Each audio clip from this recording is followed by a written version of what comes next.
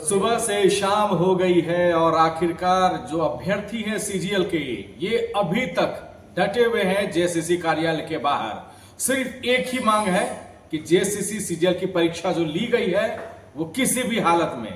रद्द की जाए, क्योंकि अभ्यर्थियों की ये डिमांड जो है वो सबूतों के आधार पर है। भले ही आयोग जो है इन सबूतों को खाली कह रहा हो, भले ही आयोग जो है सबूतों के बारे में ये कह रहा हो कि सीडी जो सौंपी गई है अभ्यर्थियों की तरफ से पेपर लीक और धांधली को लेकर वो सीडी ही खाली है, लेकिन अभ्यर्थी अपनी मांग पर अभी भी डटे हुए हैं। हजारीबाग से 100 किलोमीटर पैदल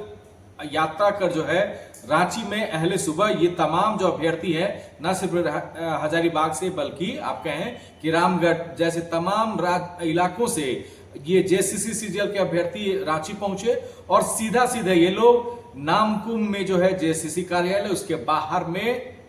डटे हुए हैं सुबह से ही, और ये आयोग से सिर्फ और सिर्फ एक जवाब चाहते हैं, और ये जवाब ये है कि सीजीएल की परीक्षा जो है किसी भी हालत में रद्द कर दी जाए, क्योंकि अभ्यर्थियों के आरोप है कि ये जो परीक्षाएं ली गई है इसमें भी कई जो पैटर्न है 19, 22 और 24 वाला जो जनवरी फरवरी में एग्जाम हुआ था, एक तो कई पैटर्न कई सवाल जो है 60 से 70% सवाल जो है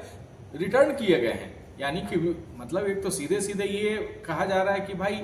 आपने इंटरनेट बंद करके ये तो दिखाने की कोशिश की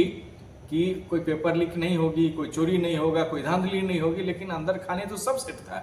अब वो लोग सोचिए जिन्होंने ये आरोप, हालांकि ये अभ्यर्थियों के आरोप हैं, जो ये आरोप लगा रहे हैं कि 1.5 लाख, 25 लाख, 2 लाख,